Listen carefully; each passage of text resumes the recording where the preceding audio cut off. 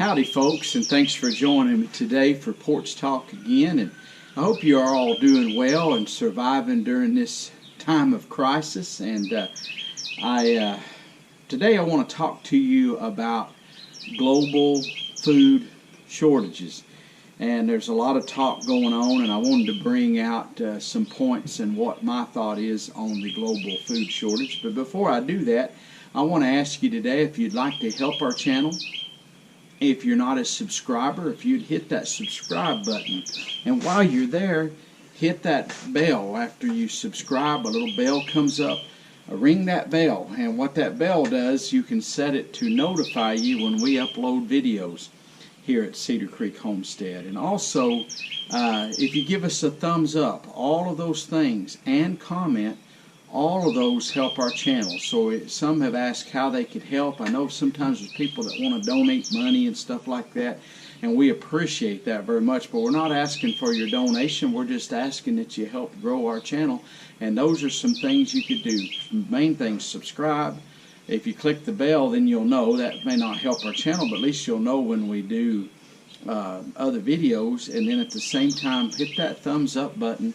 And if you've got a comment, please comment. Now, if you don't like the video, of course, by all means, don't lie. But if you do and you would like to help us, we greatly appreciate it. I just want to say thank you to all of you that have subscribed. And just as a quick announcement, coming up, we're hitting 2,000 subscribers. I know we're small potatoes, but when we hit 1,000, we gave away a prize, and we are going to have a giveaway coming up here. We probably, by the time this video airs, we will have already hit 2,000. We're right there close already. So, but I'm just announcing that coming up on one of our videos, one of the future ones, not today, but one of the future videos, everybody that is a subscriber and comments to that particular video, I'll announce it at the first of the video, but everybody that comments and you have to be a subscriber, but we use a random picking technology that will pick from our subscribers, but also those that commented on the video. So that's coming up pretty soon, and we'll be given a giveaway for that. So just be looking ahead for that. But I want to say thank you to all of our subscribers and our new subscribers, and some of you have been with me since the get-go. And I want to shout out some of your names, but this is the deal. I would miss somebody, and but I just want to say thank you very much for all of your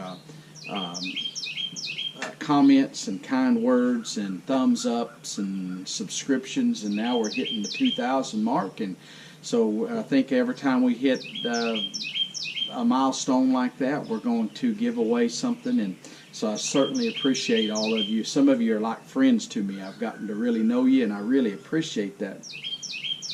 I wanted to talk about food shortages and what my thought is on this. There's a lot of talk, and you know, there's all kinds of conspiracies whether this virus was real or if it wasn't real.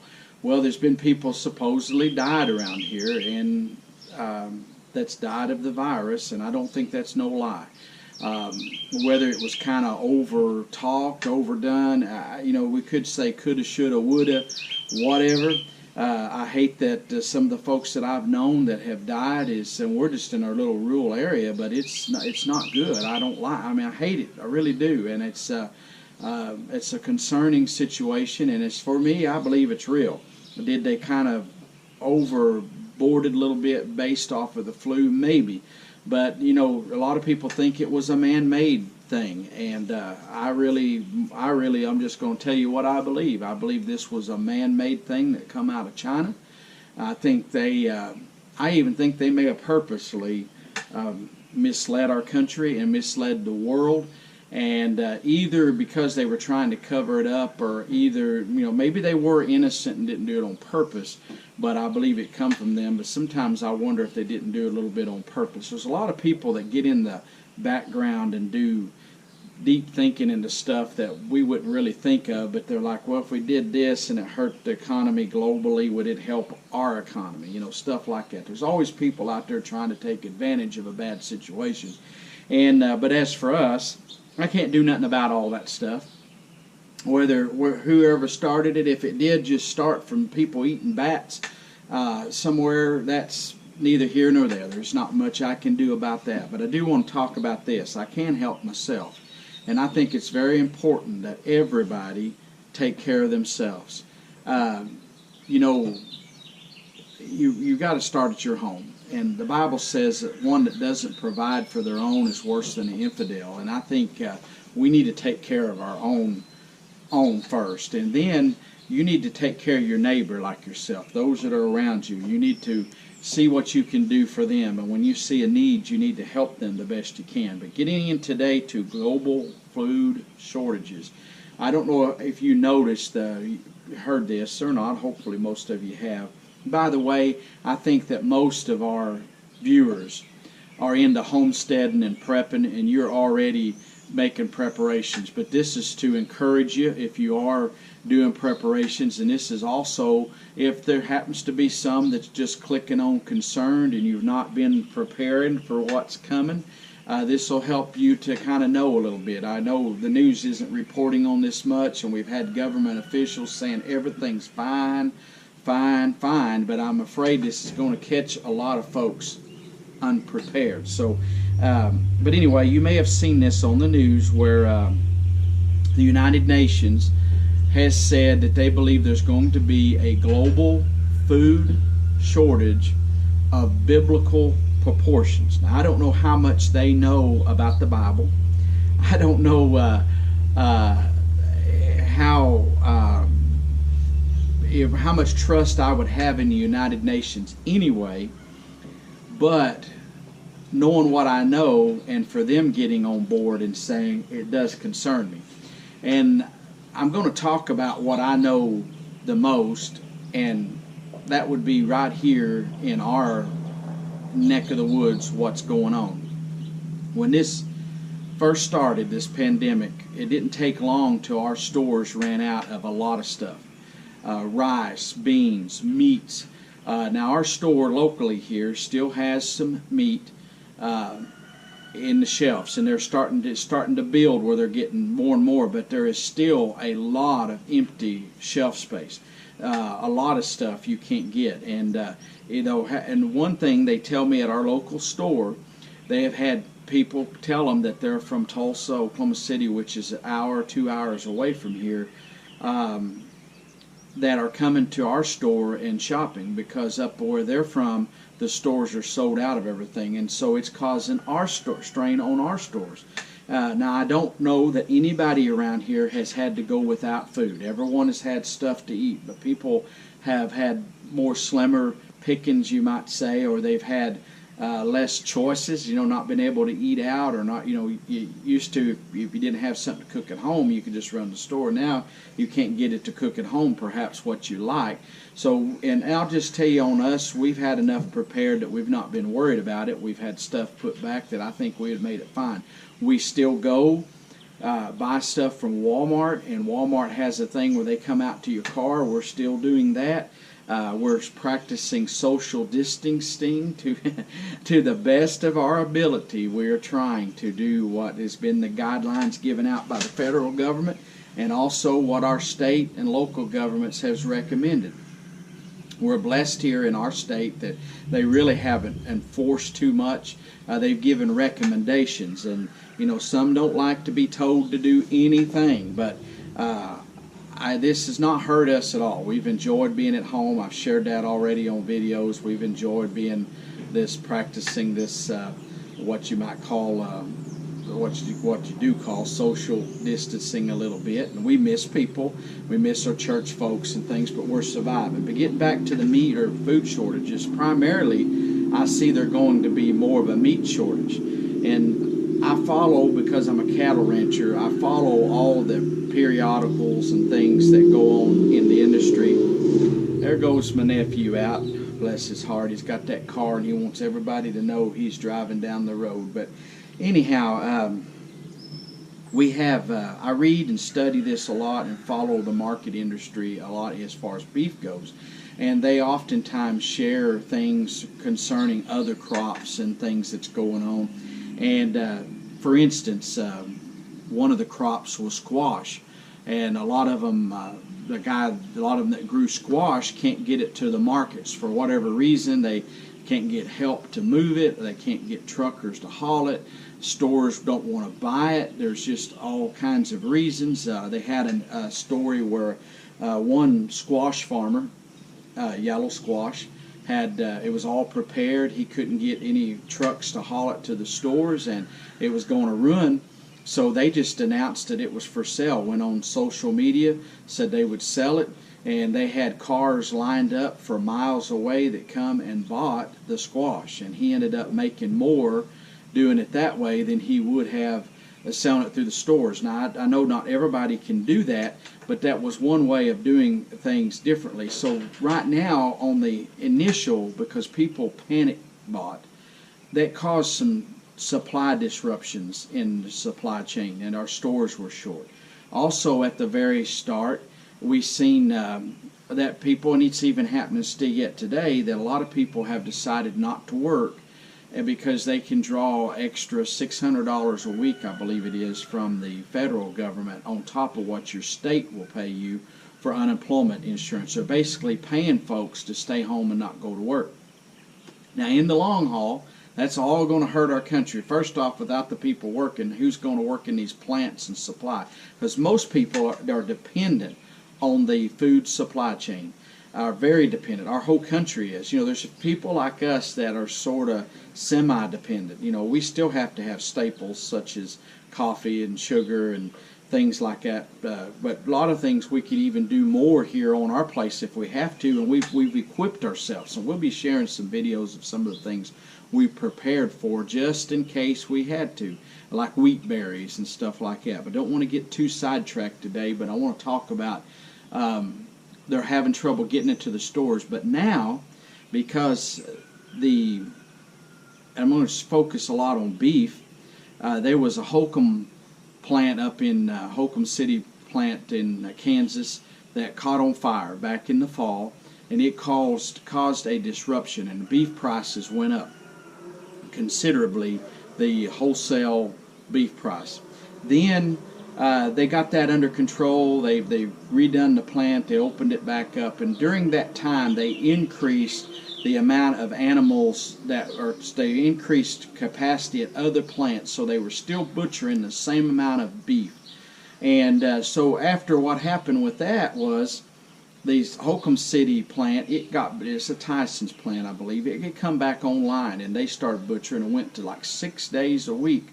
But they kept the numbers and increased even more, and they have kept the change speeds faster, meaning they're moving more beef down the line to try to stay up with the demand. Then now we've had this epidemic happen where a lot of the plants have closed because they've had a breakout of this disease has spread throughout the plants, and people are testing positive. But also, they're having a whole lot of people that just don't want to come to work. So who's going to butcher all of these animals?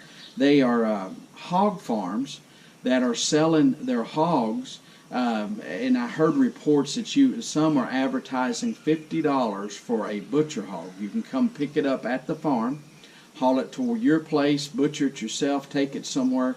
And what's happening is the local mom and pops, what I call them, slaughterhouses. We have them around here. They're booked.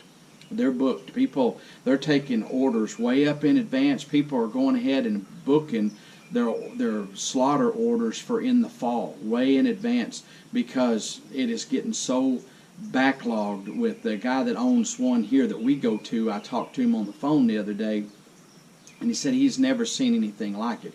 I wanted to bring an extra one because what I thought I would do is I have family that's going to need beef, and I thought I would butcher an extra. I've got a heifer that never has calved, and so since she's never calved, I don't think she's able to. So I'm thinking about taking this animal, this heifer, along with the beef chuck that I'm fattening up here at the end of the month, and I was going to bring her up there, and he told me I could.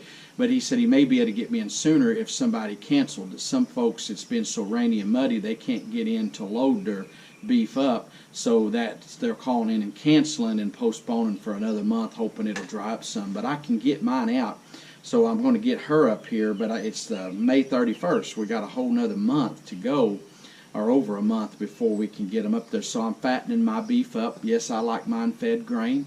You like yours totally grass fed, more power to you. Whatever you like the best, but I love mine grain fed. But nonetheless, we had thought we might give away some beef, and I also thought I would sell some of it locally here. I'm going to have the whole thing ground up into hamburger, the extra heifer, just into hamburger meat, and sell that here to folks that are that don't have meat, and to help pay for the processing and stuff of what I'm going to give to some of our family. I'm trying this thing. I'm going to see how it works out. But nonetheless, and I may, some of our family are having rough times and they need help, so I'm going to do the best I can. And some people want to buy beef, and so we're going to probably take advantage of that and see what happens here. But nonetheless, folks here aren't selling their cattle at the auctions right now for a whole bunch of different reasons. Some of the auctions aren't having as many buyers come. They're having to social distance when they do come, and people are afraid to sell, and the prices have been down. So at the sell barns, it depends on when you sell. You may sell one day and they'd be really up, and go the next week and the price be real down, and you're kind of stuck. You can PO your cattle, and what that means is you could say, no, I'm not accepting that price, and bring them back home, but they charge you for that. Plus you got the transportation cost and the trouble of bringing them back home and putting them back out to pasture. So some are just accepting their losses. But nonetheless, these plants are shutting down. There's several of them that have shut down totally, not just in beef processing, but in poultry and pork. And so these poultry and pork especially has a problem, because as they continue to get bigger, they're less desirable. And there's a certain size range that's the most desirable for poultry, and there's a certain range that's most desirable where you get the most benefit, most bang for your buck in hogs.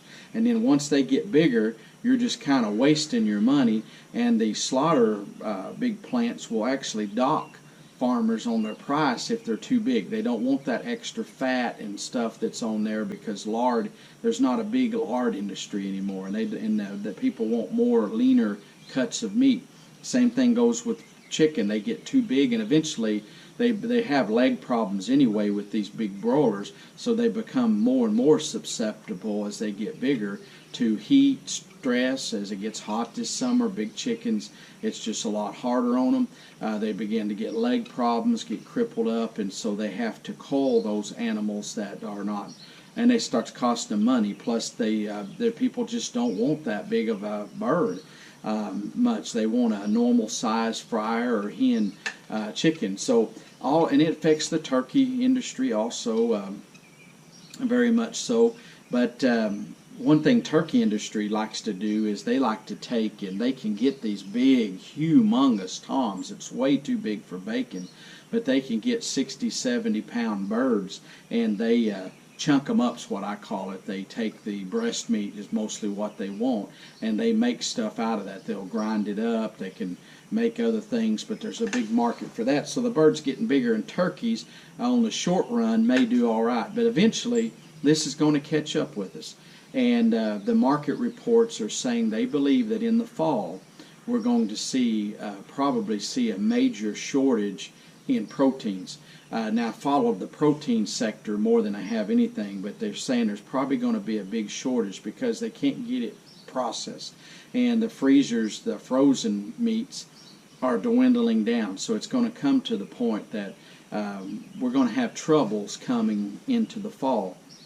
I want to say something else here, that just a few days ago, the boxed beef cutout for beef was at the all-time most record high price that it has ever been. And basically that is your wholesale price that's being sold to supermarkets. It went to an all-time level. It's been hitting levels.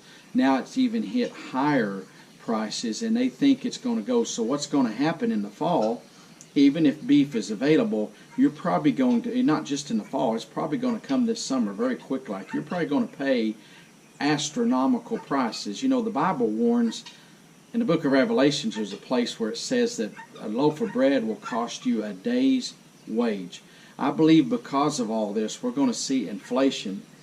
And it's a supply and demand thing, but we're going to see inflation like we've never seen before. And it's going to cost a lot to get beef. It's going to cost a lot to get vegetables. I'll tell you something along the vegetable line. It's a good thing is that people are planting gardens, and people that already grow gardens are taking it more serious this year and growing bigger gardens. And the places around here that sell seeds and supplies, here, everything's pretty much stayed open. Here in Oklahoma, I know it's different in every state. I know up in Michigan, they banned you from buying garden supplies. To me, that is very, very dumb. But I am not the governor of Michigan. I have no say-so in that area. But to me, that's dumb. Here in our area, the governor has issued a stay safe at home, recommending if you can, stay home. Don't run down everywhere shopping. Don't go places. But the places here that there's some little mom and pops places. We have feed stores that sell, then so agriculture is considered an essential thing. So there's some feed stores for sure.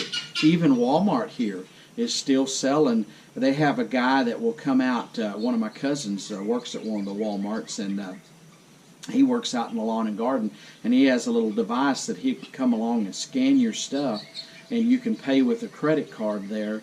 And you don't even have to go in the store. You don't have to go into a register or nothing, and you can take your stuff, take it to your car. Something they're, I guess, testing out here at our local Walmart store. But anyway, they're allowing you to buy gardening supplies. But they're telling me that the gardening supplies are, they're selling out. In our local, one of our stores here, co-op store, farm store, told me that they have been just selling out of everything. And I went to buy, I wanted to plant some more green beans. I planted for what I had in seeds. I went to looking, and the seeds that I wanted, the variety that I wanted, I was out of. So I went to them to buy, and they always have gobs of seeds. They sell bulk seeds. And I bought 2 bags. The lady said they're green bean seeds. They're jade green beans.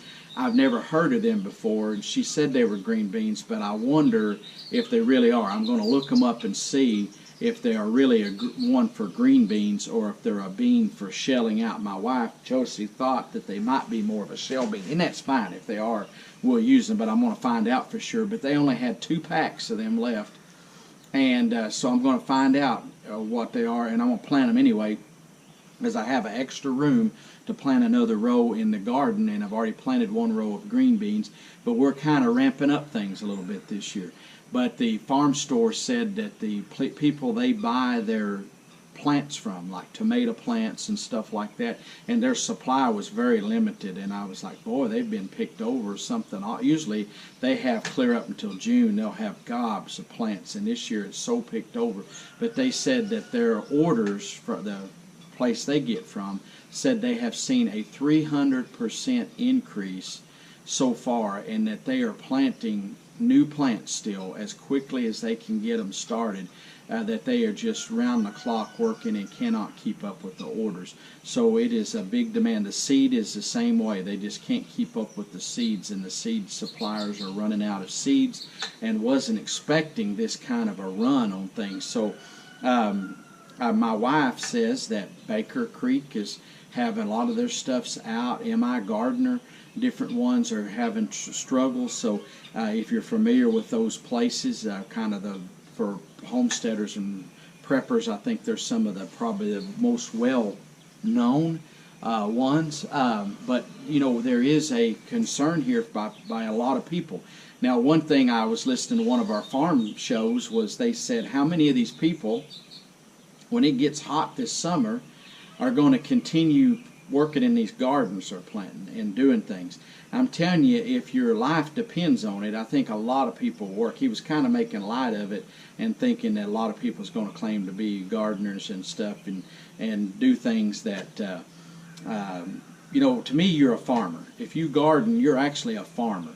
If you do any kind of stuff to grow produce, meat, vegetables, whatever, I don't care if you've got just little raised beds, you are a farmer. and we depend on the supply of seeds. We depend on the supply of fertilizers. Whatever we need, there's a supply chain goes on, and we're all dependent on it, and getting more independent perhaps in saving seeds. My son just asked me, said, Dad, you're into all this stuff, and why aren't you saving seeds? And I said, well, they've always been available at the store, and I haven't really had time to get into it, but I think I'm going to save some of my own seeds this year.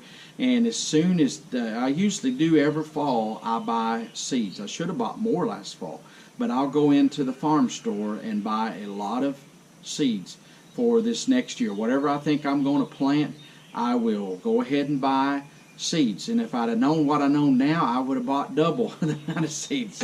You know, the ones I don't use, you can always give away or sell to people if you wanted to. I would give my stuff away if I had any extra. Don't look like I'm going to have much extra this year in the way of seeds, but hopefully, you know, some folks have planted early, and we've had a late freeze and frost, so now they're going to need to replant. Can they get the stuff? But is there food shortages coming? And if you want my opinion, I would say most definitely yes. We're going to see even more than we've already seen. We're going to see supply disruptions. Am I telling you this to scare you? I'm not selling books. I don't make doodly squat off of this thing. You know, doing these videos, I make a little bit of money. I have so far, and I will tell you, when I add up my GoPro cameras, my video software editing, my other stuff I've done, not considering any time, I have probably broke even on my software and cameras, and I'm wanting to get more and better stuff. So as I have a little account that I'm having that money go in there, you know, and it's been very little money. But at first I had to just take my own money and buy stuff, and this stuff will wear out, and we'll get to where I have to replace it anyway, so I'm putting that money back in a little account to help pay for things, and maybe be able to pay for prizes and different things, you know, where it's not out of my own pocket if I can. That's where you guys subscribing and stuff helps. But I don't have nothing to sell you as far as, you know, I'm not selling beef here. You know, we're going to raise one, and we're going to try seeing about selling, not raise, but butcher one here that we have as heifer I already described to you.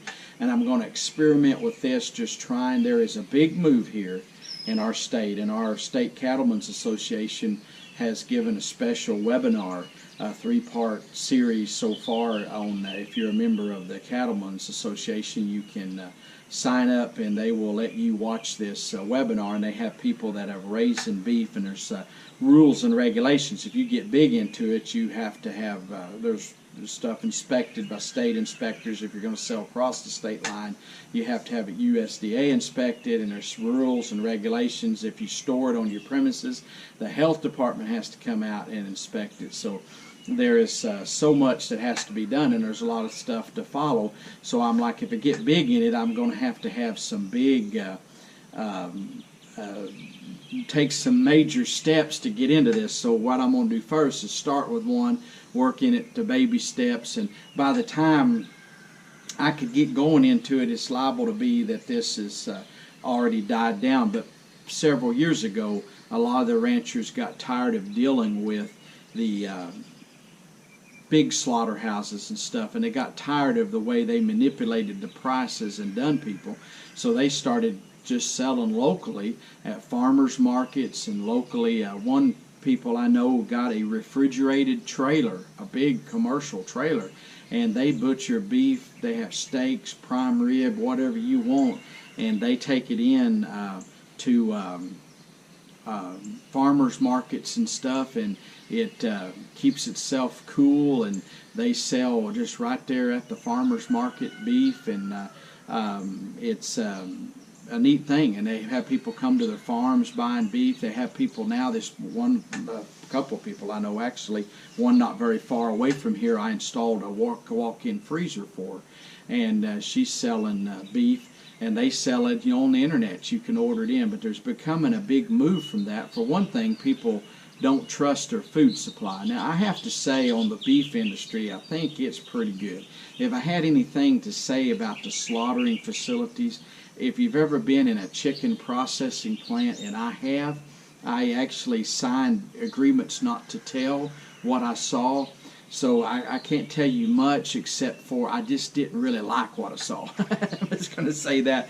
And I don't know how long these agreements are in place, and it's been several years. I don't know if they have a limit on these non-disclosure agreements, but from what I saw, I just didn't like it. And without going into any detail, I couldn't work in a poultry place. I'll just put it to you that way. If I had a job, in fact, I got offered a job one time at a poultry plant, but knowing what I know, even as a boss, I don't think I can handle it. I know family that I've had family that's worked in them, and I'm not degrading what they do. It's an honorable work, but it's kind of nasty places. And so beef and pork processing facilities, to me, are pretty good. But to have a product that they can sell to the masses, we're in a situation where we have to have those places or people would starve. And but anyway, I think people are wanting to buy locally, and they're wanting to get down because the reason is the supply chain that we have, and you take to get a head of lettuce here has to come from Mexico or California or someplace like that. They depend upon migrant workers that come to harvest the crop, and then it has to be hauled in 18-wheelers, brought to our store. A lot of steps have to take place to get it to our store. We have to hope our store is even open, that it can stay open. If they lose electricity, our store can't sell to you because, for one thing, their refrigerated cases all go down. They even refrigerate the fresh produce cases. If they lose electric, they're out of pocket. Now, some now are installing generators and spending a lot of money so they can operate. But ours, if they lose electric, they can't even sell to you because they can't scan the stuff.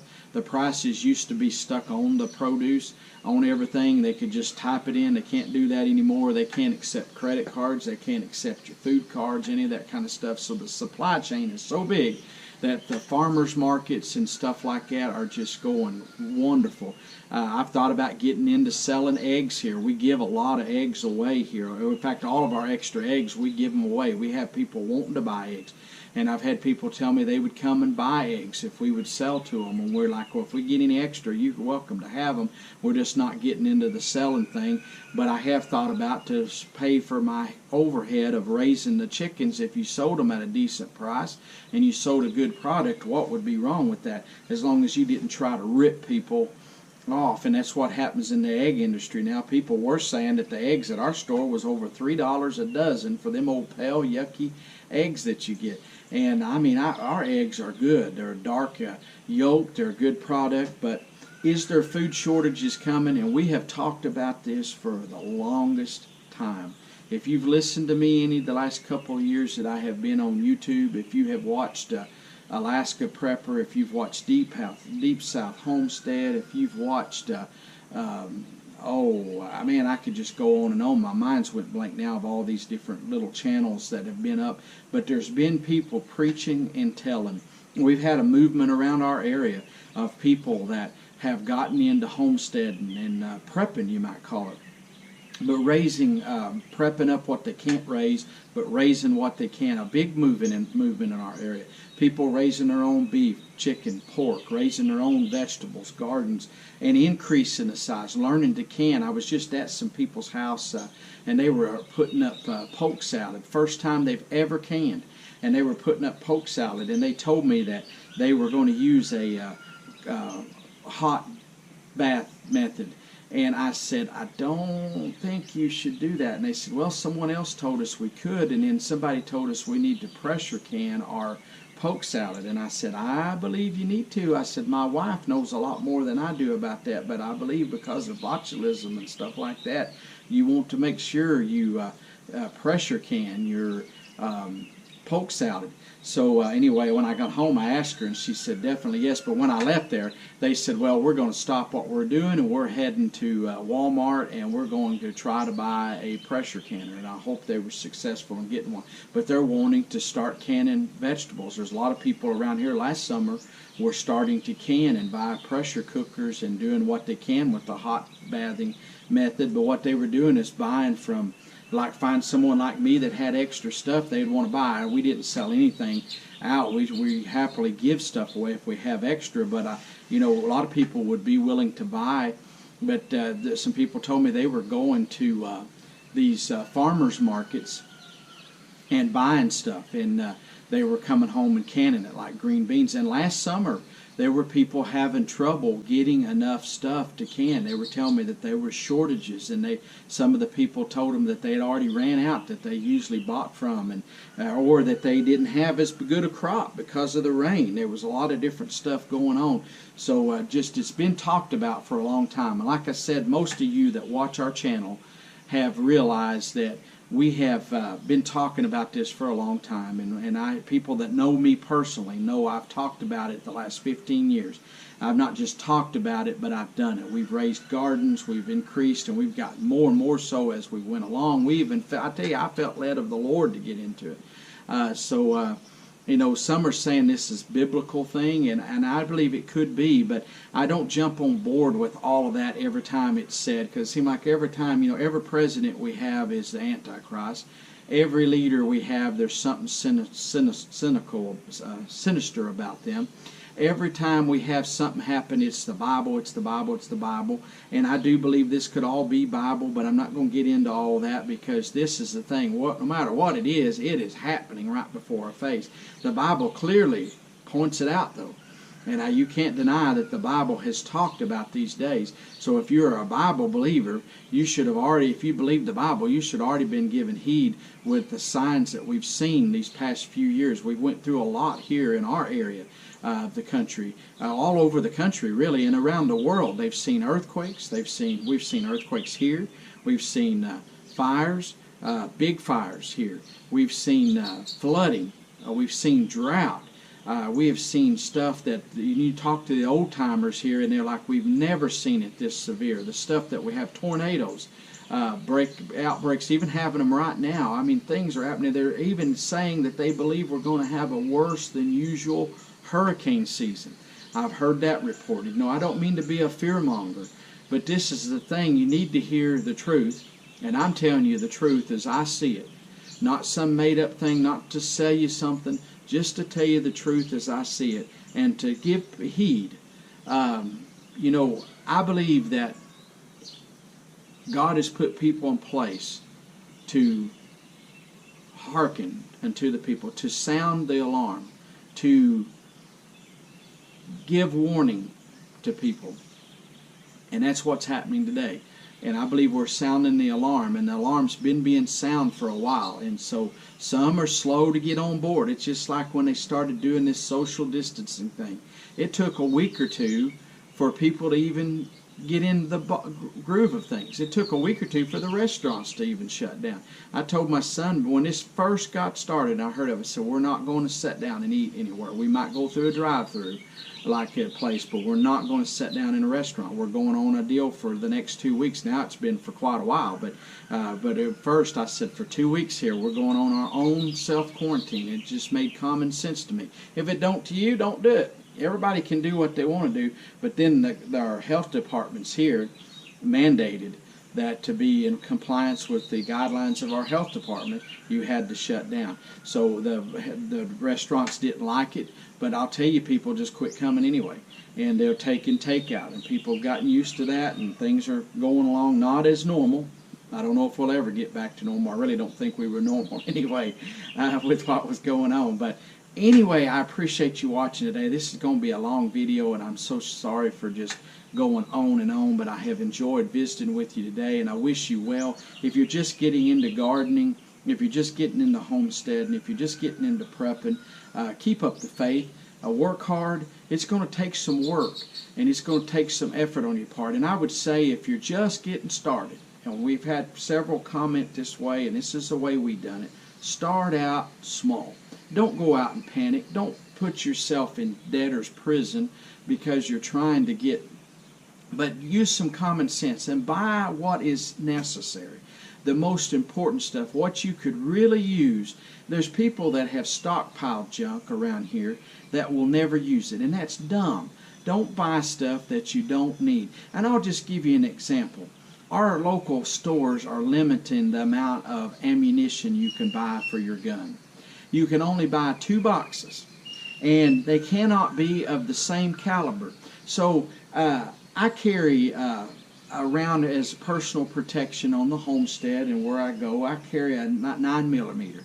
Well, I have plenty of ammunition. I don't go through a box of ammunition a year. I mean, I ain't out shooting a whole bunch. I'll usually target practice a couple of times a year, but I don't shoot a whole bunch. I'll shoot some just to make sure my skills, you know, I'll qualify once a year just to make sure I'm on and things, and maybe a couple of times a year get out back here and set up a target and just shoot a little bit just to keep my skills up. I mostly carry a firearm. I know I'm getting off track here, but for just you know, here on the farm, if I come up on a snake or something, you know, or a bear or something was to get after me, I've got some protection here. And if there was some evildoers, I would be protected. We're pretty well protected here at our place, but I haven't panic bought a whole bunch of ammunition. But I had seen, I always go through the sporting area. In one of our stores, I went through it just to see, and 2 boxes, can't be of the same caliber. And they had very little ammunition, and I was like, well, so you'd have to go buy another gun to shoot that other caliber, or you'd have to have a friend go buy and you could trade with them the caliber that you had. But I was like, they're panic buying that stuff. You can't eat bullets. And you know, you should have, if you have a firearm, you ought to have a box of bullets put back. But do you need 5,000 rounds of 9mm ammunition, or 223 ammunition, or something like that? No, you don't need that much ammunition. What are you going to do with it? I mean, you'll burn up your gun shooting that much ammunition through it. But what I wanted to say was this: buy what is sensible. Be a sensible prepper. Do what's right. And as you get things rolling and you want to increase ammunition, do things too, that's good. Everybody ought to have a gun, I think. Everybody ought to have a box of ammunition. I'm not against that at all, but some go out and buy and do things and cause panic buying that is not going to feed you. And so get things that'll feed you. Now, if you need some extra rifle shells, 30-30, 30-06, 270, whatever you shoot so that you can go kill a deer if you need to, that's fine. If you're going to eat it, that's fine. I've told people here, I am not going to turn someone in for killing a deer illegal. If they are hungry and they need it, they're welcome to have it. What I am going to have a fit about is these people that think they can just drive around and shoot from the road and just shoot to cut the horns off something. Now, I'm pretty much against that. And I know I've babbled on here enough today, and it's all subjects for another video. I appreciate you watching this week. Once again, if you're not a subscriber, hit that subscribe button. If you like the video, do a thumbs up, and also comment in the comment section. Tell me what you are preparing for, if you've changed your prepper mentality. I know a lot of you have already shared, but if you're going to garden more, or if you're going to can more, or maybe you're new at it and you're just getting started, and I read all the comments, every comment that's on there. I cannot comment to everybody, or haven't. Sometimes I really don't know what to say back, but I do read all of the comments, and as long as they're good, clean comments, you know, they're welcomed here, and I enjoy listening to you. Some think, you know, this is a conspiracy. Some think it's not. I'm not in to argue about all that, but I can just tell you what I actually am witnessing and seeing, and I believe we're in serious times. And I sure appreciate you watching today. May God richly bless you, and we'll see you next week for more Porch Talk, 7 o'clock on Tuesday nights. May God richly bless you. We're gone.